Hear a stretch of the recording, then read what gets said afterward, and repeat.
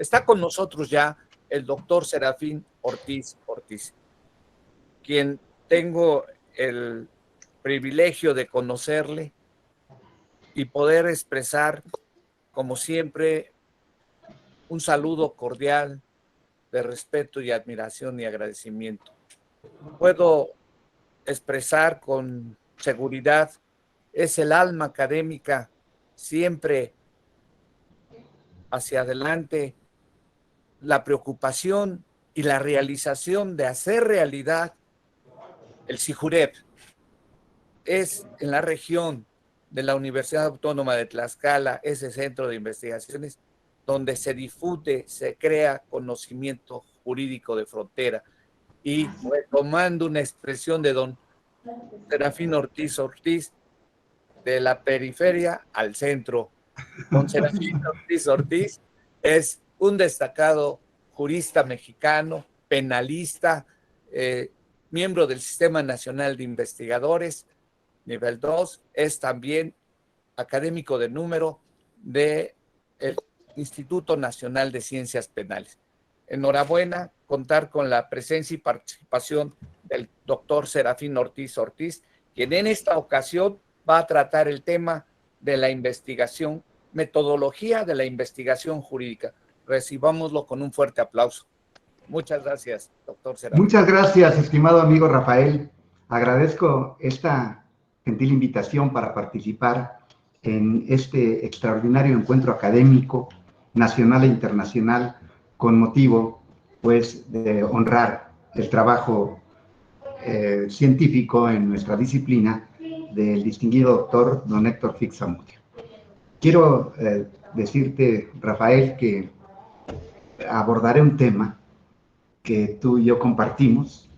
Tu obra en temas metodológicos es vasta, es abundante, pero además también tengo el placer de que compartamos juntos cátedra en la Universidad Autónoma de Tlaxcala, en este Centro de Investigaciones Jurídico-Políticas de nuestra universidad. También felicito el esfuerzo que se hace desde la Benemérita Universidad Autónoma de Puebla, encabezada en este evento que tú coordinas, para magnificar el trabajo que realizó por toda su vida don Héctor Fix-Zamudio, jurista inigualable en temas de su disciplina. Particularmente abordo yo o enfoco el tema de su esfuerzo también en tareas de docencia jurídica y metodología del derecho. Quiero aquí hacer un reconocimiento también a quienes he presenciado en su intervención en este encuentro, y desde luego les saludo con afecto a los colegas a quienes he observado con atención. El tema del que me voy a ocupar es en realidad un bosquejo muy panorámico de los métodos de investigación jurídica, pero quiero sentar una premisa para partir desde aquí con un piso firme. Parto de la clara convicción de que cada modelo de organización jurídico-política, léase cada Estado, produce su propio derecho. Entonces, en este proceso de mutación y evolución de los Estados, hoy presenciamos desde la interpretación de las constituciones que vienen de mediados del siglo anterior, un Estado o la configuración de un Estado constitucional de derecho. Y desde luego en esta dirección, hoy afirmamos que a partir de la incesante reforma que ha sufrido la Constitución Política de los Estados Unidos Mexicanos, nosotros tenemos como referente un Estado constitucional de derecho. Y desde luego, esta lectura pues hoy está en el debate porque se habla del constitucionalismo tradicional y de un neoconstitucionalismo desde la perspectiva teórica. Pero esta construcción teórica tiene un referente en la lectura de las constituciones a que me refiero, que parten desde la Constitución de 1948, entrada en vigor en 1949, signada en la ciudad de Bonn, la Constitución alemana, que después repercute en la Constitución portuguesa de 1976, posteriormente en la Constitución española de 1978, y así su impacto en Latinoamérica. Nosotros vemos una prolífera afirmación de un constitucionalismo en esta dirección desde la década de los 80s, 90s y ya entrado el presente siglo que corre en todo Centroamérica y Sudamérica. Bueno, sabemos nosotros que en el contexto latinoamericano solamente habemos dos constituciones más que centenarias, la de Argentina y la de México, ¿verdad? Sin embargo, me sostengo en lo que acabo de afirmar, que la reforma que ha sobrevenido, si bien todos la identificamos como una abundante reforma de la Constitución que rige a nuestra República, pues yo pienso que al tambor de esas reformas se ha venido actualizando con estas lecturas de las constituciones que interpretamos de mediados del siglo anterior hasta esta fecha. Bueno, como afirmé que cada modelo de Estado produce su propio derecho, hoy, desde la perspectiva epistemológica y metodológica, debemos tener un arsenal de elementos para poder ahora ya no solo interpretar normas, sino ponderar principios en esta lectura del constitucionalismo principista o principialista, como le dicen algunos autores. Bueno, en ese contexto, quiero aquí sostener lo siguiente. Desde una perspectiva epistemológica, existen niveles del conocimiento del fenómeno jurídico. Es decir, más allá de aquella práctica interpretativa, afincada particularmente en uno de los métodos mayormente divulgados en la cultura jurídica occidental, podemos afirmar que la dogmática sigue siendo un método de interpretación poderoso, sobre todo para la doctrina y para la ciencia del derecho, pero hoy acompañada de otras expectativas metodológicas. Por ejemplo, desde la teoría analítica, hoy miramos que existen ciertos cánones, ciertos principios para poder realizar también interpretación de los lenguajes normativos. Y sabemos hoy que además de la interpretación en el escenario de la legalidad, hoy tenemos que vislumbrar el tema de la constitucionalidad y usar otro tipo de instrumental. Por eso hoy hablamos de interpretación y ponderación jurídica, y la ponderación justamente implica sopesar principios en la Constitución. De estos tres métodos, deseo hoy solo caracterizarlos de manera panorámica. Quiero decirle al foro que nos sigue en línea, y desde luego con el enorme respeto que cada uno me merece, que debemos abundar en este escenario de la revisión metodológica, porque hoy sostengo que el impacto de las teorías contemporáneas en el derecho se ha focalizado desde la argumentación jurídica, y en los últimos 30 años, en las lecturas en nuestro idioma, el libro de Alexi fue traducido en la década de fines de los 90, principios de este año, al español, y entonces la divulgación de la teoría de la argumentación ha impactado como un conocimiento transversal para todas las disciplinas jurídicas. Entonces, he escrito algunos trabajos solo iniciales sobre temas de argumentación jurídica, en donde se podrán leer un poquito más ampliamente lo que ahora voy a presentar de manera muy sintética. Tres métodos de mayor divulgación hoy en el campo del derecho y de la argumentación jurídica, y permítaseme esta expresión, a lo mejor que suene fuerte, pero hoy no es verdadero jurista el que no es argumentista. Entonces, vamos a asumir una de las reglas que es precisamente la revisión metodológica. ¿Con qué métodos interpreta el jurista?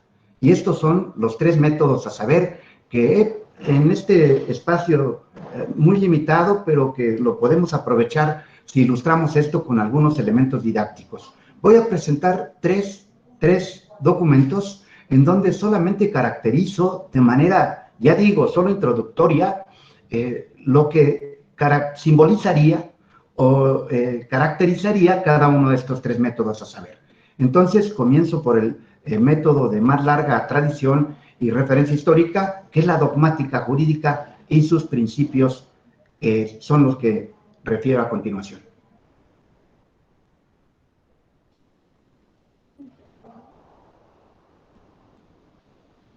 Daré lectura mientras se coloca el archivo.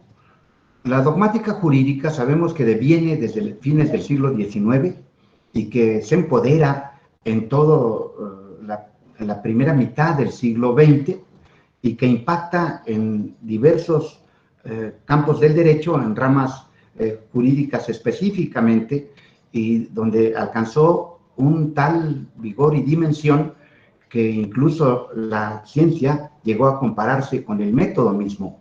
Y desde luego, cuando hablamos de dogmática jurídica, estos son los rasgos que la particularizan. Primero, una actitud del que investiga, es decir, la adhesión al derecho legislado, ¿verdad? Todo está en la norma, todo está en la ley. Entonces, esto implica que los siguientes pasos conllevan al análisis y descomposición de la norma en sus elementos, que es la primera actividad que emprende el que interpreta normas jurídicas. Descomponer esa norma en sus elementos, identificar el significado de esas categorías, de esos conceptos, ver su ordenación, su clasificación, su interrelación, y desde luego se procede, por supuesto, después de la revisión que se hace en esta etapa, a la construcción de doctrina, y siempre en la incesante búsqueda de la coherencia de la norma con su idéntico texto jurídico y la coherencia con su cotejo constitucional. A ello se llama en la dogmática y en este método la búsqueda del proceso de validez, cuando una norma es válida y cuando no lo es. Ya sabemos que hay validez interna, validez externa, validez ética, tal como lo desarrollara en su momento Norberto Bobbio.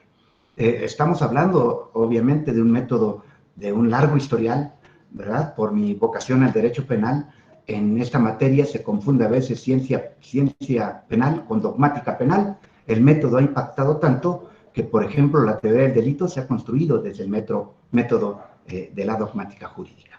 Ahora pasaremos al siguiente, que es el método de la teoría analítica, que enfoca el asunto de la interpretación y esencialmente a los contenidos lingüísticos en los preceptos normativos.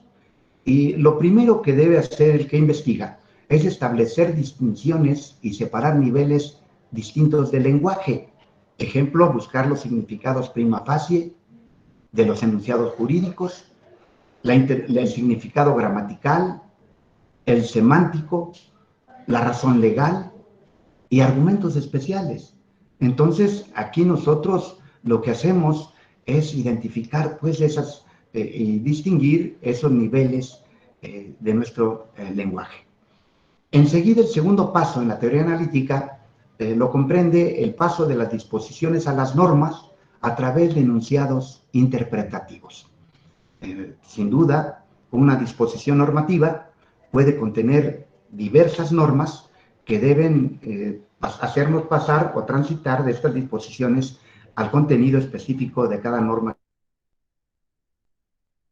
que se está interpretando. Hay que caracterizar a este método como particularmente en su carácter decisionista. Está propiamente direccionado para la toma de decisiones en la actividad jurisdiccional. Se dice, pues se afirma que en la interpretación que se hace de las normas tiene una particularidad que es avalorativo. Esta interpretación no se pondera, sino que la interpretación deviene del contenido estrictamente normativo y se habla de un planteamiento meramente cognoscitivo o cognoscitivista para tomar decisiones, obviamente en el ejercicio de la judicatura. Y desde luego también se habla de una interpretación que es puramente conceptual y descriptiva.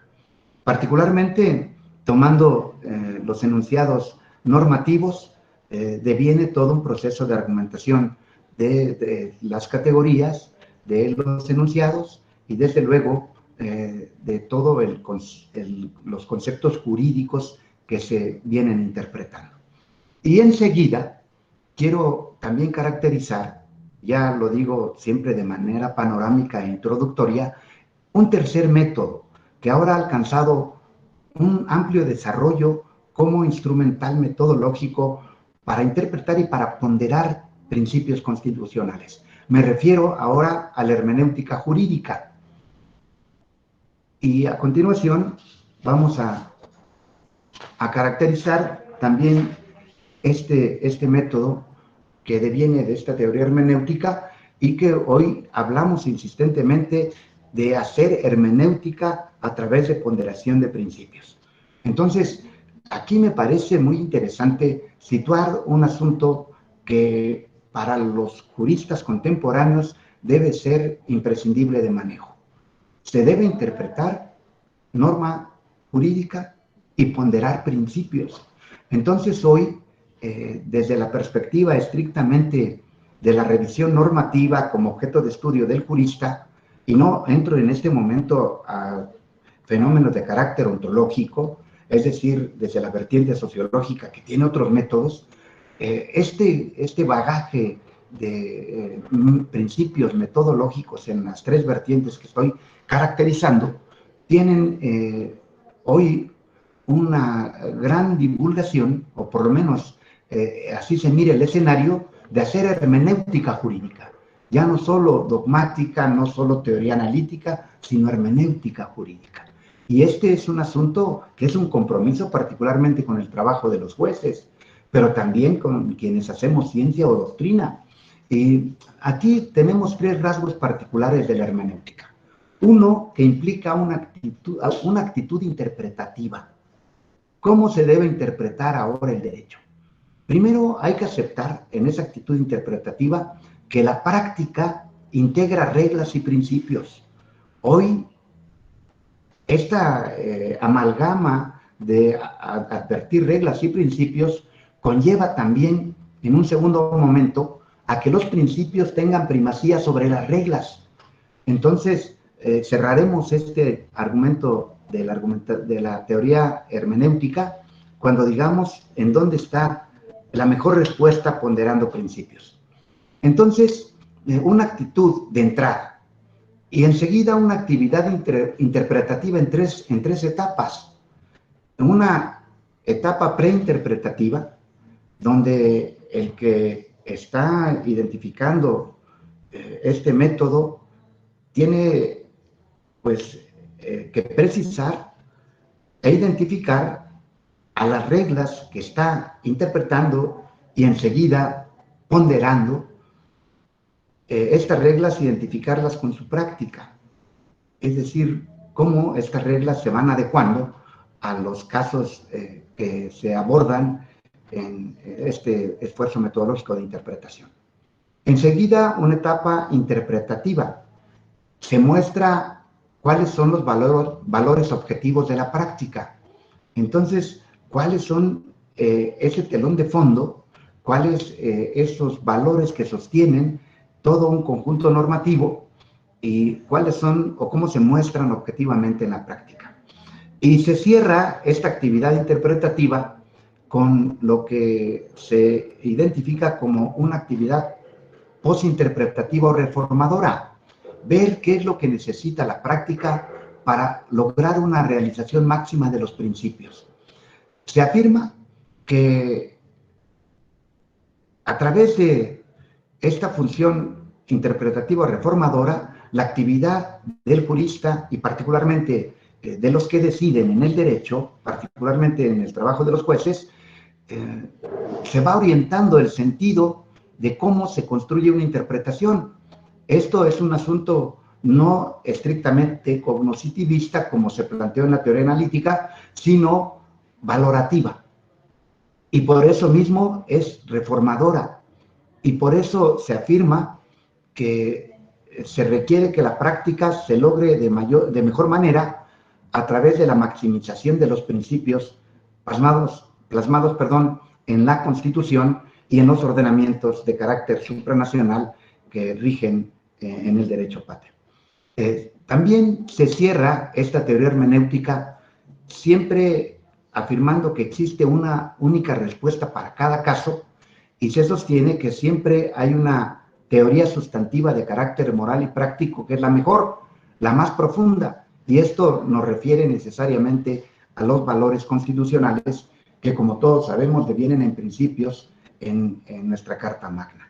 De modo entonces que en este limitado espacio he tratado solo de hacer una visión bosquejada de estos tres métodos que hoy nos obligan incuestionablemente a echar mano de todas estas herramientas para afinar dos ejes de trabajo jurídico en la investigación: interpretación y ponderación.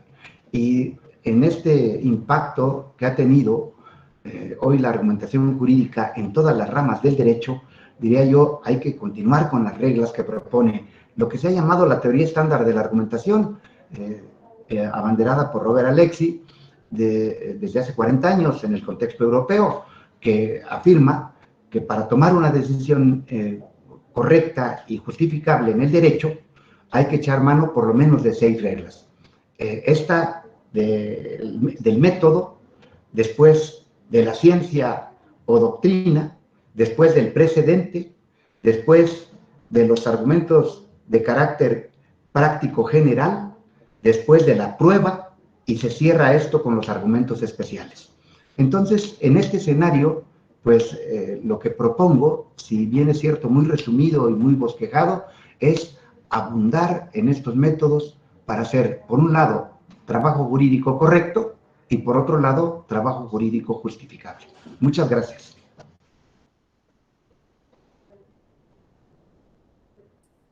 Muchísimas gracias, doctor Serafín Ortiz Ortiz. Como siempre, excelente disertación y sobre todo que nos invita a más lecturas y reflexión. Un fuerte aplauso y muchas gracias, como siempre. Muchas gracias. Está con nosotros ahora el destacado jurista mexicano, doctor Enrique Uribe Arzate, quien es miembro del Sistema Nacional de Investigadores nivel 2, profesor investigador de la Universidad Autónoma del Estado de México, autor de muchísimos libros, así como de artículos que se le han publicado en revistas internacionales y nacionales.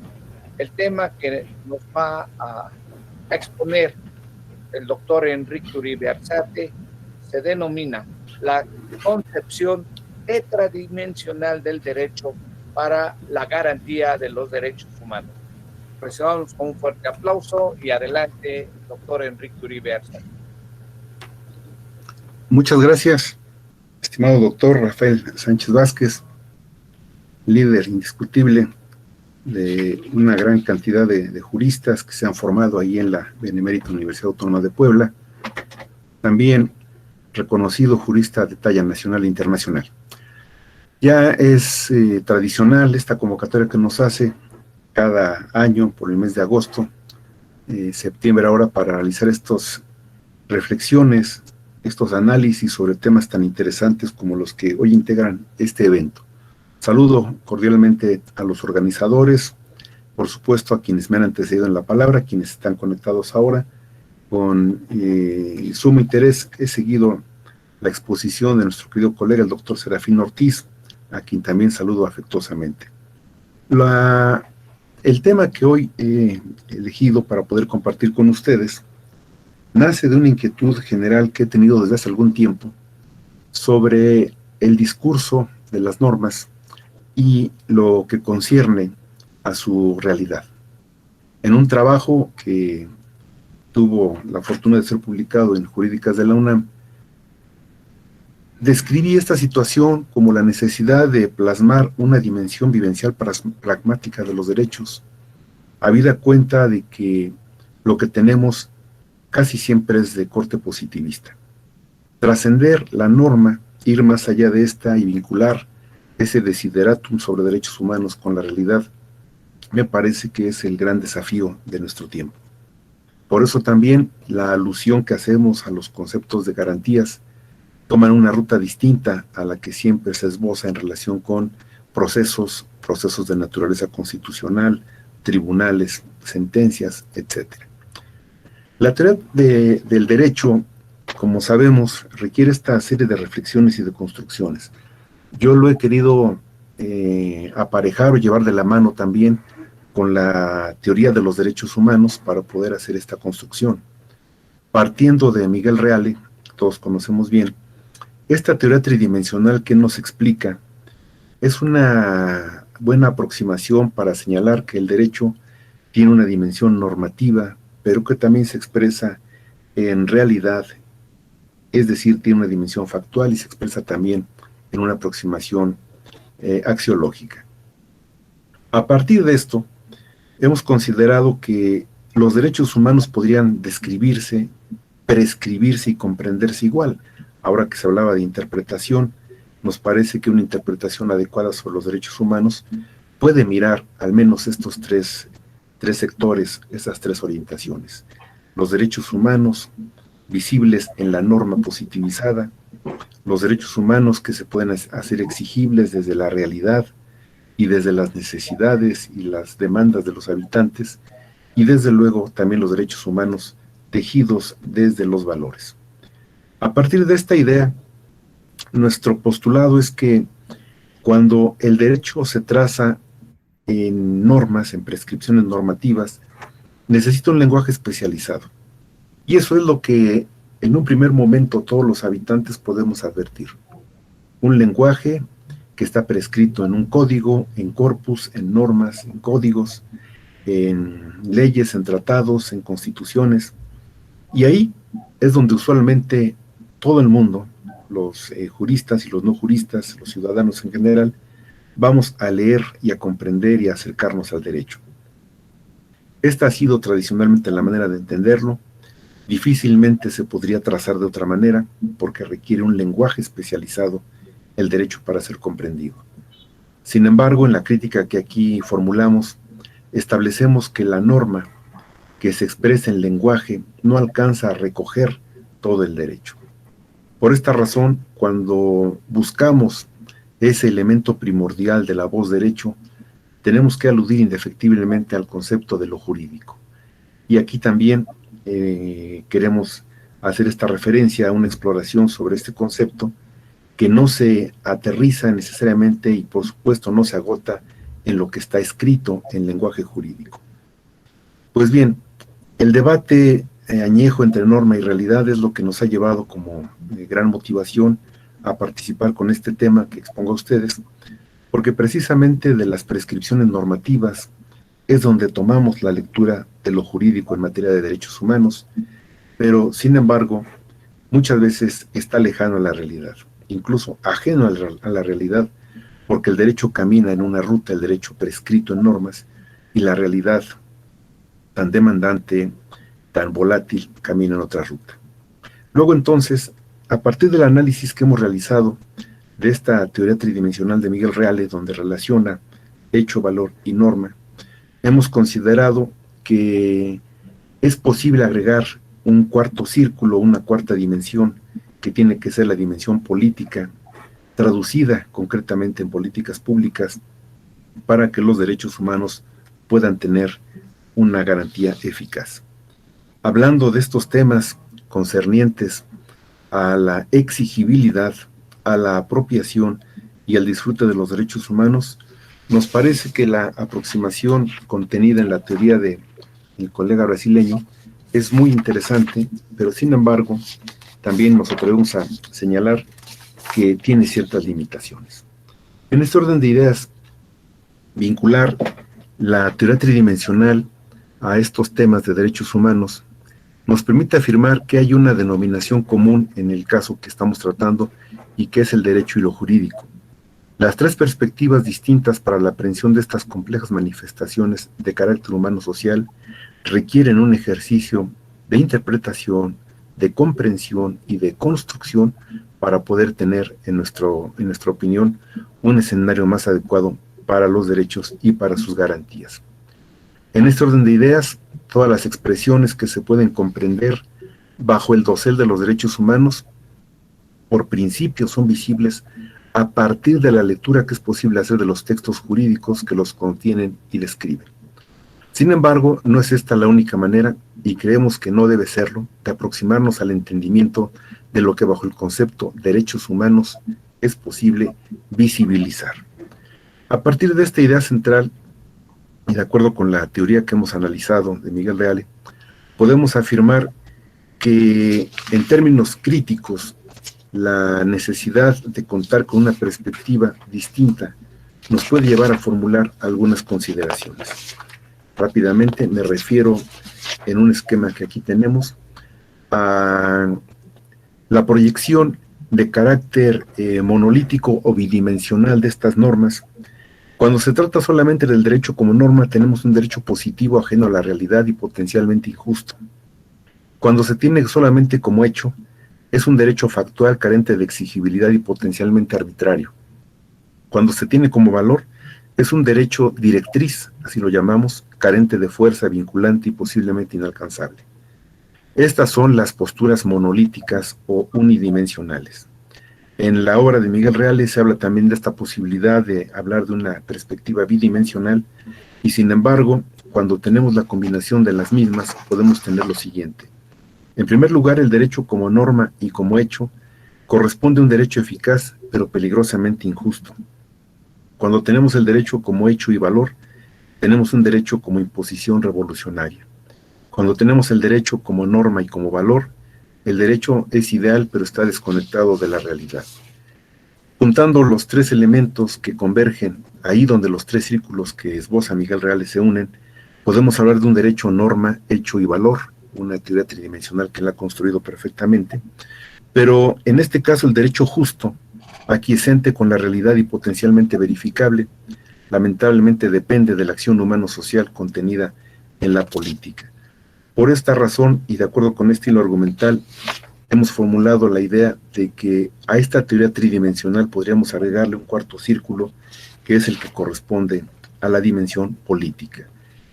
Luego entonces, hablando de la política, tendríamos que ir, por supuesto, lo digo apretadamente en este espacio que me ha correspondido, como algo más de lo que Max Weber identifica como el vivir de la política o vivir para la política. No tiene que ver con esto. Lo que nosotros estamos tratando aquí es la relación intrínseca con la vida en comunidad, con la vida humano-social que debe potenciar las posibilidades de realización humana de los miembros de esta comunidad. Lógicamente, lo político hace referencia al proceso que busca fijar las bases del orden social, es decir, a la determinación de los fundamentos sociales, a la construcción de los cimientos de una sociedad para un periodo específico, a la constitución de los principios rectores de la comunidad. El derecho como política encierra en sí mismo el derrotero de su propia natura y fines concretos. Esta visión del derecho supone afirmar que su asiento natural es el plano de la estructura y competencias de quienes pueden tomar decisiones sobre el conjunto de los habitantes. Así, la idea del Estado, el gobierno y las capacidades legalmente reconocidas a los órganos estatales son los conceptos fundamentales propicios para mencionar que el derecho como política necesita de esos entes que han sido diseñados y puestos en operación para querer y actuar en nombre de aquellos que los eligieron, o mejor dicho, para decidir y actuar por aquellos a quienes representan. Con esto, la afirmación de la teoría tetradimensional que ahora presentamos ante ustedes, podemos señalar que el círculo que corresponde a la idea del derecho como actividad humana para el bien común debe aludir indefectiblemente a la proyección pragmática de ese propósito superior. En este sentido, la materialización del derecho necesita ser encaminada a través de las políticas públicas para favorecer el disfrute y garantía de los derechos de los habitantes.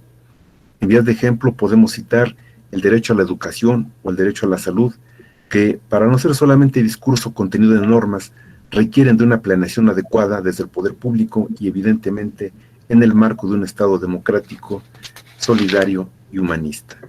Esto es, para ir cerrando mi exposición, lo que contiene la propuesta que presento ante ustedes, una proyección tetradimensional que incluya también a la acción humana contenida en política, pero particularmente desde el poder público como políticas públicas que deben servir para trabajar de manera preventiva, a priori, y no solamente de manera remedial en temas de derechos humanos.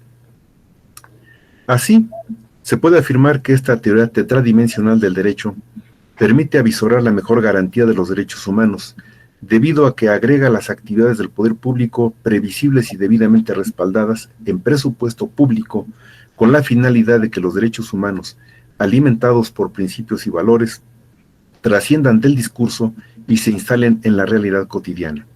Es evidente que esta concepción tetradimensional del derecho, como la mejor garantía de los derechos humanos, debe ir acompañada de un tipo de Estado caracterizado por la solidaridad y el humanismo y un compromiso indeclinable con los más vulnerables.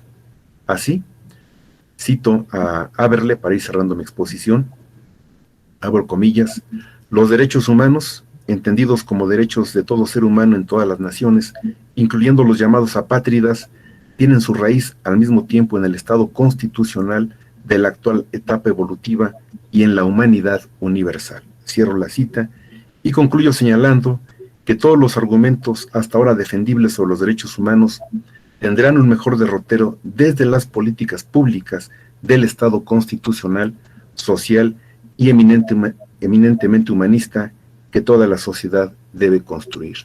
Como colofón, los derechos humanos cuestan, hay que invertir en los derechos humanos, pero no en vías remediales, sino en vías preventivas que permitan no solo su exigibilidad ante los tribunales, sino antes de eso, su disfrute y apropiación por parte de los habitantes. Es cuanto. Muchísimas gracias por su atención. Muchísimas gracias, doctor Enrique Uribe Artate, y felicidades, una excelente disertación.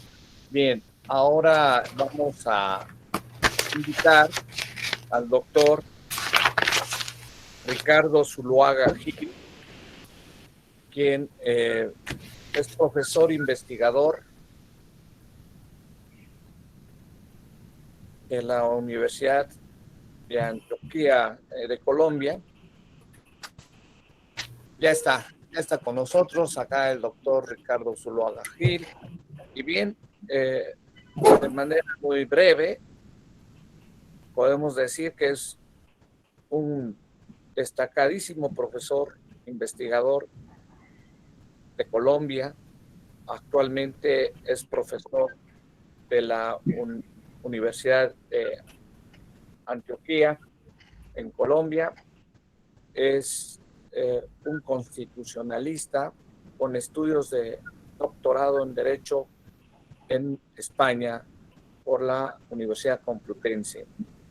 Este día nos va a tratar el tema, la crisis estructural del presidencialismo en América Latina.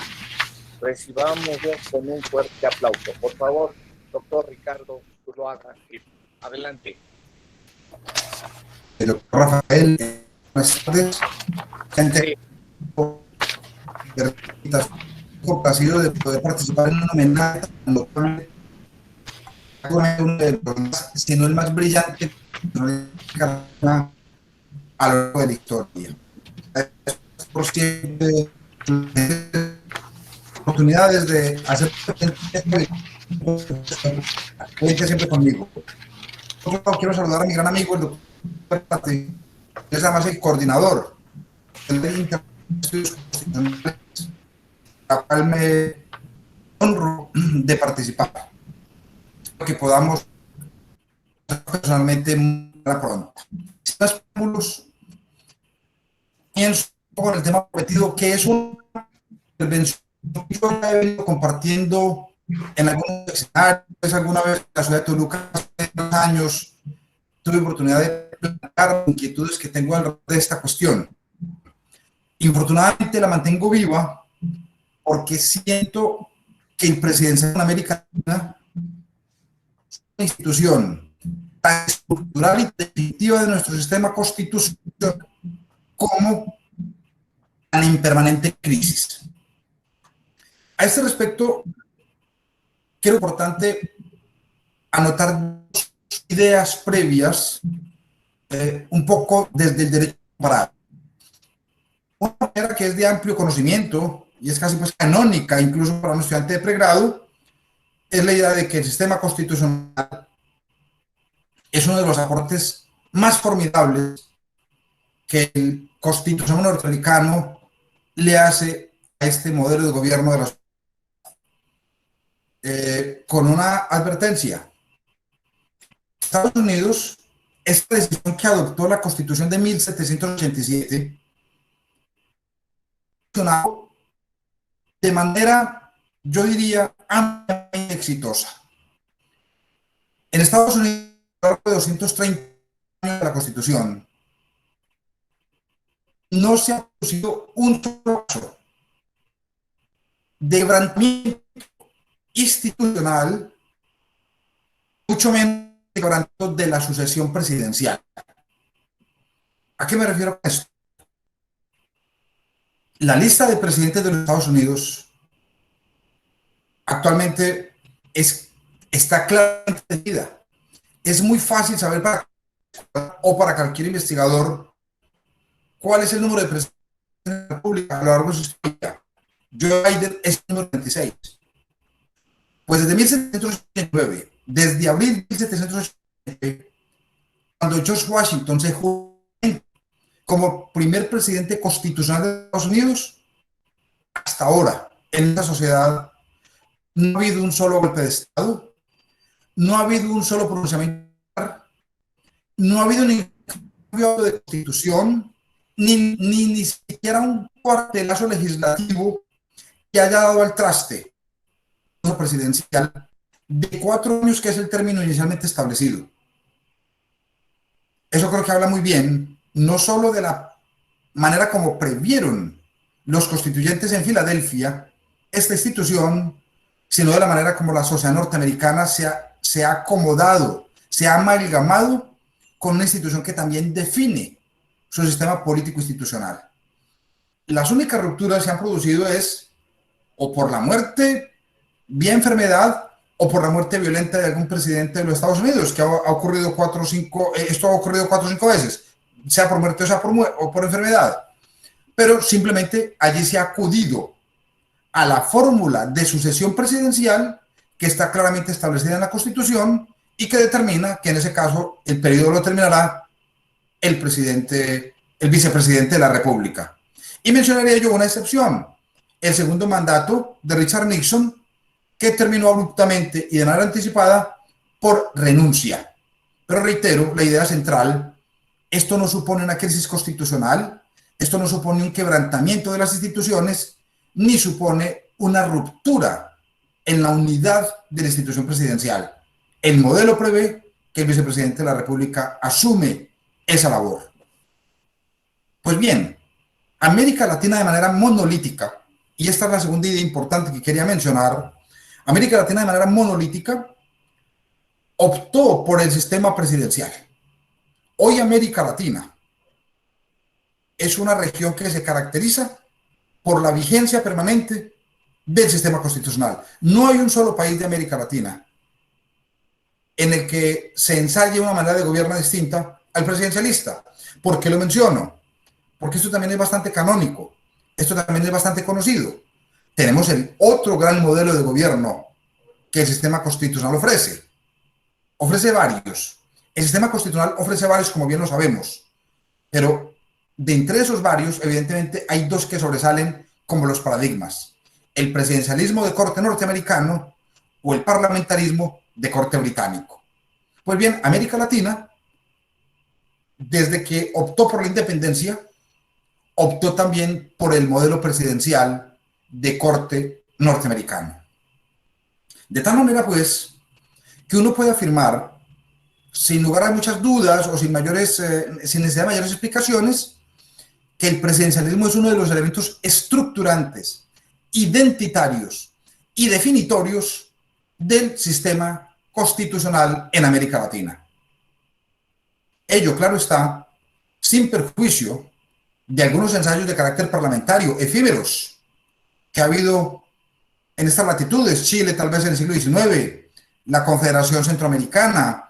Ha habido ensayos efímeros del sistema parlamentario, pero lo que ha sido permanente, sólido y casi definitivo en América Latina es la preeminencia del sistema presidencialista de gobierno. Sin embargo, un análisis comparado de nuestras constituciones y sus desarrollos, y sobre todo de la historia política de nuestras naciones, nos lleva a concluir que en América Latina la institución no ha logrado desarrollar los mismos niveles de estabilidad, solidez y inmutabilidad institucional y política que ha alcanzado en los Estados Unidos. Por el contrario, el sistema presidencial en América Latina ha sido una fuente constante de convulsiones, de contradicciones e incluso, paradójicamente, de destrucción, desconocimiento y arrasamiento del sistema constitucional. Bastaría para ello mirar la ya bicentenaria historia de América Latina, cualquier país presenta enormes dificultades para cualquiera que se intente aproximar académica, intelectual o por mera inquietud cultural a la figura presidencial de cualquier país, para que tenga que abordar una problemática mayúscula en la medida que es de muy difícil elaboración o de muy difícil determinación el número total de presidentes que han regido en nuestros países. ¿Por qué razón? Porque desde un comienzo, en América Latina, los cuartelazos, los golpes de Estado, los pronunciamientos militares, los golpes legislativos y otros múltiples fenómenos han afectado de manera contundente el normal desarrollo de esta institución. A manera de ejemplo, yo decía ahora que en Estados Unidos, en 230 años de vigencia de la Constitución de Filadelfia, que es la única que ellos han tenido, dicho sea de paso, solo ha habido 46 presidentes. Joe Biden, el actual, es el 46º presidente de ese país. Por el contrario, un país como Bolivia, que es 35 años más joven que los Estados Unidos, incluso un poco más joven, desde 1825 a la fecha ha tenido 79 mandatarios o 79 periodos presidenciales, porque en muchas ocasiones los mandatarios han repetido en distintas ocasiones, pero ha tenido 79 periodos presidenciales distintos. A mí me parece que eso tiene una relación directa con las posibilidades de desarrollo económico, social y cultural de nuestros países, en la medida que esa incertidumbre, que esa inestabilidad permanente de la institución central de nuestro diseño constitucional nos obliga a estar realizando esfuerzos permanentes de revisión, de reacomodamiento, de reformulación e incluso de cambio de la Constitución. Y ciertamente, dilapidamos grandes esfuerzos sociales en cuestiones que tendrían que estar claramente resueltas. Voy a poner 3 ejemplos. En Estados Unidos, la forma de elección, el periodo del presidente y el sistema de sustitución presidencial o de reemplazo presidencial más bien, están clara y establemente definidas desde la Constitución de 1787. Incluso, hoy es evidente para todos los estudiosos que el sistema electoral norteamericano o el sistema de elección del presidente de los Estados Unidos es completamente anacrónico. Fue diseñado para un país de 1787 que ocupaba el 9% de su territorio original, habitado por unas poblaciones homogéneamente europeas. Es un modelo completamente anacrónico, el sistema del colegio electoral. Y sin embargo, a pesar de la evidencia, a pesar de la certidumbre del anacronismo del modelo, las instituciones norteamericanas no se aventuran en la peligrosa tarea de abrir el espacio a la reforma constitucional para modernizar este anacronismo. Prefieren asumir el costo del anacronismo que asumir el riesgoso costo del reformismo constitucional. Nosotros hemos hecho lo contrario.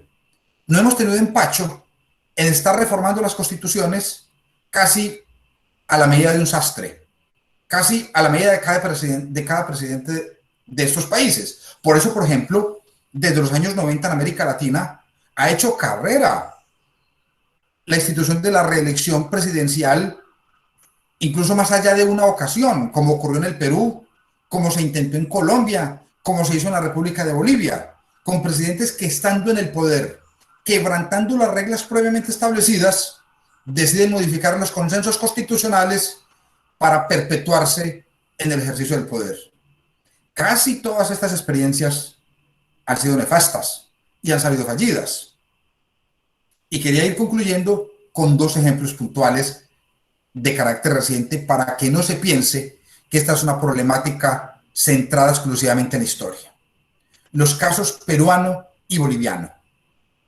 En el anterior periodo presidencial peruano, que iba del 2016 al 2021 y que le correspondía desarrollar al señor Pedro Pablo Kuczynski, debió haber habido un presidente, él, Pedro Pablo Kuczynski. Finalmente, para un periodo de 5 años, en medio de una profunda crisis institucional y política, Perú tuvo 5 presidentes de la República. Y ya sabemos las consecuencias. No voy a calificar porque no soy peruano, ni más faltaba, sería una falta de respeto. Pero creo que la aventura en la que se ha embarcado Perú al elegir una persona que viene de fuera de la política, un outsider de la política, sin ninguna trayectoria institucional, sin ninguna preparación política y sin ninguna experiencia en el manejo del Estado, creo que es un riesgo latente que posiblemente, y espero estar equivocado en mi pronóstico, va a conducir al Perú a nuevas y agudas crisis de carácter institucional. Y recuerde que el colorario peruano tiene, o hay un colorario peruano muy preocupante. El suicidio hace 3 o 4 años del expresidente Alan García, que en su momento representó una especie de esperanza de renovación para América Latina. Decide suicidarse ante la inminente captura por parte de las autoridades judiciales del país que lo señalaban de graves hechos de corrupción político-administrativa. Y ni qué decir del caso boliviano, ya para terminar, donde el señor Evo Morales aprovechó la condición de presidente de la República para intentar perpetuarse en el poder, lo cual condujo a una grave crisis constitucional que lo tuvo a él en el exilio y que hoy tiene en la cárcel a quien lideró el proceso de defenestración del señor Evo Morales, con un corolario además muy triste, que creo pone en profundo entredicho las instituciones democráticas en América Latina. La señora Áñez intentó suicidarse en la cárcel la semana pasada. El dato, más allá de ser una invasión de su intimidad, lo que pone de presente es la profunda degradación a que ha llegado el manejo del presidencialismo en nuestras latitudes. Doctor Rafael, esto era básicamente lo que quería, la reflexión que quería transmitir y compartir con ustedes. Le reitero mi agradecimiento por su amable y generosa invitación.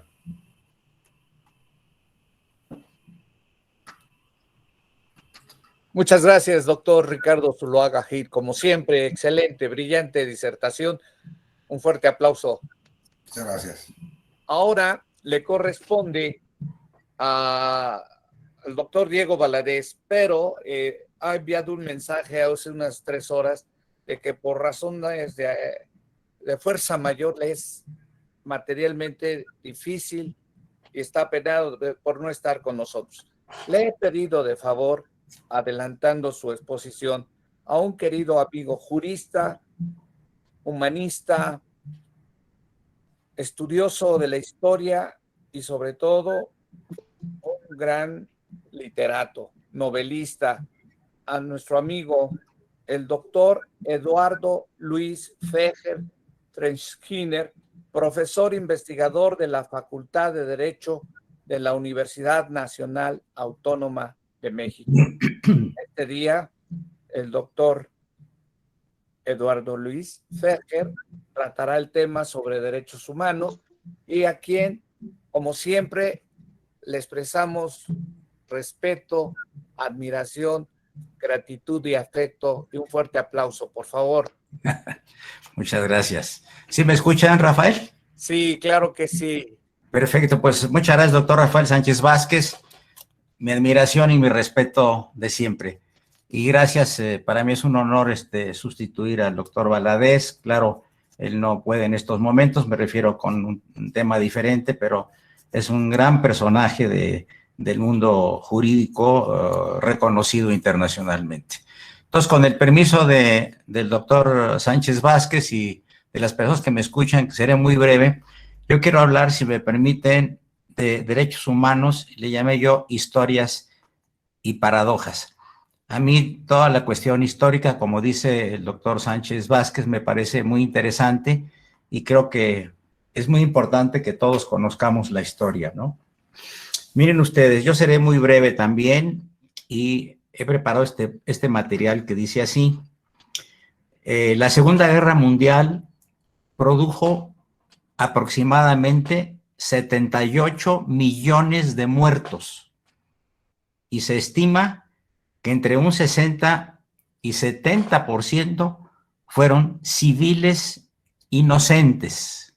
Imagínense ustedes, de 60-70% fueron civiles inocentes de los casi 80 millones de muertos. Y esto pues fue de la guerra de 39 a 45, provocados principalmente por los regímenes fascistas, le hace el fascismo alemán, perdón, el nazismo alemán, el fascismo italiano y el imperialismo nipón. En este breve comentario señalaré que antes de 1948, fecha que históricamente que es importante, que es la de la Declaración de los Derechos Humanos, históricamente, sin embargo, anteriormente hubieron diversas luces de lo que hoy llamaríamos derechos humanos. Derechos humanos cuyo término para mí es a veces evanescente, difuso, equívoco, aunque no equivocado, incluso según la voz popular, frecuente recurso al que se tratan de acoger los transgresores de las leyes. O sea que, como señalara el dicho español, en este caso de los derechos humanos, y con todo respeto digo que cada quien arrima el ascua a su sardina y utiliza estos derechos según su propia perspectiva. Aunque existe, por fortuna, una columna vertebral que son el fondo o sea, los derechos humanos. Antes de hablar del tema central, repito brevemente de esta intervención, yo hablaré del Edicto de Milán del año 313. Antes de nuestra era, Ciro hizo grabar en una piedra cilíndrica, fíjense ustedes, en el año 539 antes de nuestra era, una serie de leyes protectoras de sus súbditos. Estoy hablando del año 539 antes de la era cristiana. Y aquí en este cilindro grabado, Ciro libera a los esclavos y permite escoger su propia religión. Repito, año 539 antes de Cristo. ¿Qué más evidencia de que ya había una suerte de derechos humanos en esta época? Un dato que es muy curioso y paradójico. Todos tenemos una visión de África, de la esclavitud, de los sucesos que han acontecido ahí, del imperialismo en toda el África, en todos los países, del nacimiento ahí de la esclavitud de las personas afro. Sin embargo, y tengo este dato curioso y creo que también paradójico, mi querido Rafael y mis queridos teleescuchas, es que en el año 1222, en el Imperio Mali, ubicado en África Occidental, ya se hablaba de derechos humanos, se hablaba de libertad, de evitar la guerra y vivir en armonía. Y para quien deseen abundar en este tema de que África nos ofrece desde el año 1200, o sea, el siglo XIII, nos ofrece la armonía y evitar la guerra y de libertad, que busquen por favor en lo que se denomina la Carta de Manden. Por supuesto, también se hablaba de libertades en la Carta Magna Inglesa, que sin duda es de nuestro conocimiento histórico jurídico. Por supuesto, amigos, las leyes de Burgos de 1512, a raíz de la queja del padre Antón de Montesinos sobre el maltrato de los conquistadores a los indígenas.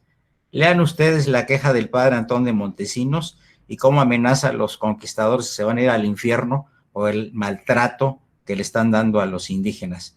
Entre los presentes se encontraba Diego Colón, el hijo de Cristóbal Colón. Y también las leyes nuevas de 1542, todas ellas protectoras de los indígenas. Y ya antes debo decirles de todo esto último, especialmente las leyes de 1542, protectoras de los indios. En 1526 ya se establecía un castigo a los conquistadores según la llamada Provisión de Granada, por sus excesivos maltratos a los naturales. Por supuesto, hay que referenciar también, y ya de nuestro conocimiento, por supuesto, al padre de Las Casas, a Bartolomé de Las Casas y a Francisco de Vitoria, con sus profundas reflexiones éticas sobre los derechos o no de los peninsulares, asentados en las llamadas Indias Occidentales. Y regreso de alguna manera al famoso Edicto de Milán y todo lo que trajo como consecuencias con este personaje que lo realizó, documento producido en el Imperio Romano, concretamente durante el siglo IV de nuestra era común. O sea, procedo brevemente. Decía yo que si en la actualidad se considera como algo primordial la salvaguarda de los derechos humanos, habría que volver al pasado para hablar de un famoso edicto nombrado históricamente como el Edicto de Milán o Edictus Mediolanense, promulgado precisamente en esa ciudad en el año de 313 de nuestra era cristiana. O sea, hace poco más de 1700 años que el emperador Constantino, figura muy controversial, lo promulgó tras las cruentas persecuciones de los cristianos en el Imperio Romano, estableciendo la libertad de cultos y de otras denominaciones religiosas de sus diversos habitantes. Anteriormente, en el año 311, el emperador Galerio había emitido en la ciudad un edicto conocido como el Edicto de Tolerancia y Nicomedia. En él se concedía indulgencia a los cristianos y se les reconocía su existencia legal y libertad para celebrar reuniones y construir templos para su Dios, por lo que la persecución de los mismos finalizaría.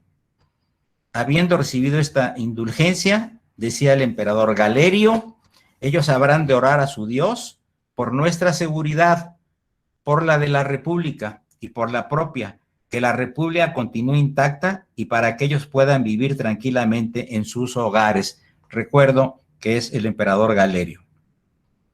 En un intento por reintegrar el Imperio Romano bajo una sola autoridad, Licinio se armó en contra de Constantino, como parte de su esfuerzo para ganarse la lealtad del ejército. Licinio eximió al ejército de las funciones públicas de la práctica de la política de tolerancia que imponía el edicto, permitiéndoles continuar la persecución de los cristianos. Como consecuencia de esta orden, algunos cristianos perdieron sus propiedades y hasta la vida. De entonces sobrevive una leyenda que cuenta que 40 cristianos en Sebaste, una población, que al negarse a ofrendar vino a los dioses romanos, fueron torturados y encarcelados al rehusar aún participar en el rito, y fueron obligados a mantenerse de pie desnudos sobre el hielo del invierno hasta la congelación. Unos cuantos cedieron y otros aceptaron renunciar al cristianismo con tal de acompañar a los soldados en las fogatas, al mismo tiempo que un número igual de soldados decidieron confesar su hasta entonces secreta devoción al cristianismo y se unieron a aquellos en el cielo. Cuenta la tradición que descendieron del cielo ángeles quienes colocaron coronas en las cabezas de los mártires. Hay una investigadora de apellido Abed que indica en un texto Constantino y el edicto que no existe, que dicho edicto probablemente no fue promulgado. En el momento de la promulgación del edicto, existían en el imperio cerca de 1,500 sedes episcopales y al menos de 5 a 7 millones de habitantes de los 50 que componían el imperio romano y que profesaban estos de 5 a 7 millones el cristianismo. Después de la aprobación se inició la etapa conocida por los historiadores cristianos como la paz de la iglesia. La segunda es que sobre Constantino pesan muchas controversias acerca de su sinceridad al convertirse y ordenar el imperio a hacer lo mismo. A Constantino se le debe el cristianismo obviamente en el Imperio Romano y de paso, por supuesto, en Hispania. Quizá por ello, y es otro dato curioso, que las iglesias de Oriente lo reconocen como santo, en tanto que la Iglesia Católica no. Gran paradoja histórica, toda vez que la expansión del cristianismo, como dije antes, en el mundo, se debe sin duda a este singular personaje. Aunque al principio hubo muchos brotes de resistencia a profesar la nueva religión, poco a poco fue aceptada, excepto algunos años después con el emperador Juliano, llamado el apóstata, con tendencias politeístas y neoplatónicas, pero sin éxito. En ese aspecto, la orden de Constantino fue acatada con toda su carga controversial y naturales resistencias. Todavía cuestionan los sabios si el emperador Juliano fue verdaderamente apóstata o si no fue nunca un verdadero cristiano. Tenía 6 años cuando el emperador Constancio, más bárbaro aún que Constantino, mandó degollar a su padre, a su hermano y a 7 primos suyos. A duras penas él y su hermano Galo pudieron librarse de la carnicería, pero siempre Constancio le trató con rudeza, le amenazó con quitarle la vida y no tardó mucho tiempo en ver que por orden del tirano asesinaron al último hermano que le quedaba. Los estudios fueron el único consuelo de Juliano desde su más tierna juventud. Secretamente conversaba con los filósofos más ilustres que profesaban la antigua religión de Roma, y es más que probable que siguiera la de su tío Constancio, o sea, el cristianismo, por temor a que se le asesinase. Juliano se vio obligado a ocultar sus opiniones, como lo hizo Bruto en el reinado de Tarquino. Debió tener no mucha afición al cristianismo porque su tío le obligó a ser fraile, obligado, y a desempeñar en la iglesia funciones de lector. Es difícil profesar la religión del que nos persigue, sobre todo cuando se trata de dominar nuestra conciencia. Generalmente se conoce y reconoce, entre comillas, en la actualidad que el emperador Juliano fue un héroe y un sabio estoico que igualó a Marco Aurelio. Todo el mundo opina hoy como Prudencio, contemporáneo suyo, que le dedicó un himno en el que le dice: famoso por sus virtudes, por sus leyes, por la guerra, si a Dios servir no le plugo, sirvió muy bien a la tierra. Este emperador trató magnánimamente a los cristianos, diciendo: no debemos odiarles, debemos compadecerles. Bastante desgraciados son con equivocarse respecto al asunto realmente más importante. Finalmente, el edicto de Milán señala, habiendo advertido ya mucho tiempo que no debe ser cohibida la libertad de religión, sino que ha de permitirse al arbitrio y libertad de cada cual se ejercite en las cosas divinas conforme al parecer de su alma, hemos sancionado que tanto todos los demás cuanto los cristianos conserven la fe y observancia de su secta y religión, que a los cristianos y a todos los demás se conceda libre facultad para seguir la religión que a bien tengan, a fin de que quien quiera que fuere el número individuo y celestial pueda ser propicio a nosotros y a todos los que viven bajo nuestro imperio. Así pues, hemos promulgado con saludable y rectísimo criterio esta nuestra voluntad, para que a ninguno se niegue en absoluto licencia de seguir o elegir la observancia y la religión cristiana. Antes bien sea lícito cada uno dedicar su alma a aquella religión que estimare conveniente. Muchas gracias, Rafael, por la atención a esta breve intervención de carácter histórico, donde tratamos de demostrar que ya hubieron algunas luces sobre los derechos humanos en distintas épocas de la humanidad. Muchas gracias por su atención. Perdón, ¿no escucho? Sí, muchísimas gracias, doctor Eduardo Luis Fejer Skinner. Como siempre, expreso nuevamente mi admiración y un aprendizaje de estas fuentes históricas que has mencionado, sobre todo de un tema que nos vincula hoy sobre los derechos humanos y sus paradojas. Ha sido un banquete académico escucharte nuevamente, querido amigo doctor Eduardo Luis Fejer Skinner. Un fuerte aplauso. Muchas gracias. Bien, está con nosotros